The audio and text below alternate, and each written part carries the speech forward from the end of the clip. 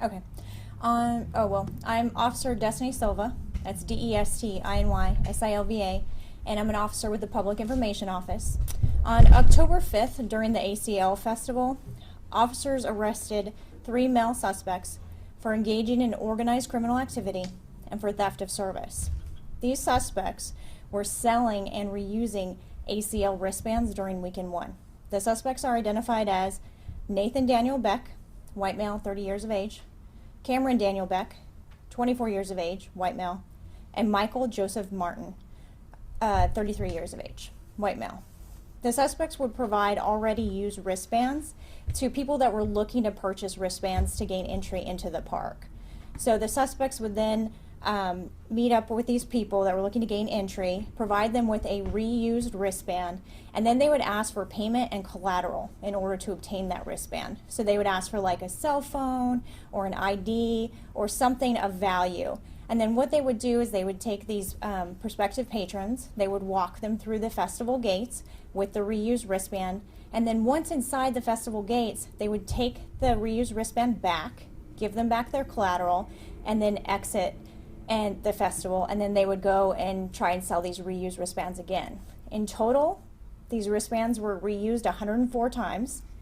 Our officers were able to work with C3 ACL and determine the actual price point for these types of entries, and in total, C3 should have been provided $10,920. So these suspects continued this scheme over and over several times to allow unauthorized entry into the ACL festival.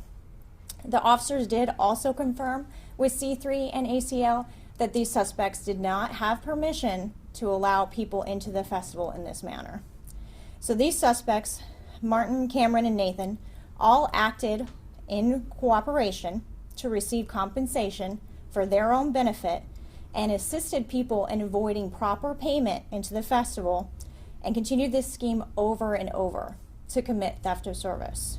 So we want to remind people, if you are going to ACL festivals, just safety reminder, do not purchase wristbands from anybody that you don't know or any unidentified source.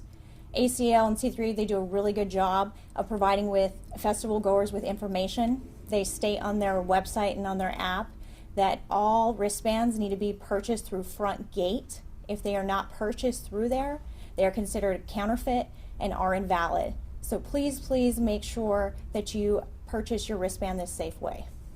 Any questions? The people who bought the wristbands, who paid them to use wristbands, did they commit a crime here? And if so, how difficult would it be to catch them? So at this point, we are only charging the 3 individuals who collaboratively worked together to commit theft. Again, we can't rule anything out, but no one else is being charged at this time for participation in this.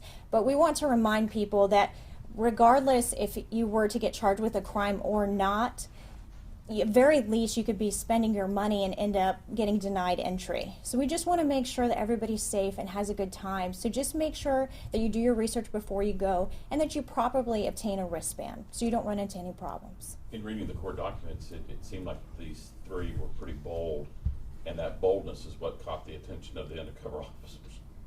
Sure, anytime that we have some kind of unlawful entry, I mean, it was used 104 times, those things are going to kind of stand out. And like we've said before, we have things, or we have officers' presence, we have people that you see and people that you don't see. And we are mindful that these activities occur, especially during festival time. But it was how they were being advertised that caught y'all's attention? Officers did have information regarding a Craigslist for purchase of wristbands. So keep in mind, any type of ad, whether it be social media or really unidentified sources, don't purchase your wristband through that. Are you worried that this might carry on into week 2 of ACL, or what kind of steps are being taken to ensure that it doesn't? So with anything else that occurs at ACL Festival, of course, we obtain as much information as possible and we use that for future reference. So we will have, again, heavy officer presence, people in the crowd that you will see officers there. There will be things, again, that you don't see. And our main goal is to ensure everyone's safety and that they have a great time during the ACL. The money that these suspects made, are they going to have to pay that money back, all that to C3? That's a civil issue, and whether it goes further or not is up to the courts. But at this time, this is what they've been charged with, and this is obviously the affidavit that was filed in the courts. Last question. Is there a real risk to the public in any way when this type of scheme happens? So the main thing that we want to keep in mind from, they sell a certain amount of tickets, and again, this is more fire marshal and city code, but we want to make sure that the crowds don't grow too big. So from a public safety perspective, for us, we really want to be mindful of unauthorized entry or people committing crimes, because overall it affects everyone's safety. Thank you. Thank you. Thanks, guys. Thank you. See you. Okay, I was like, No, I probably should have. trying not to shake. No,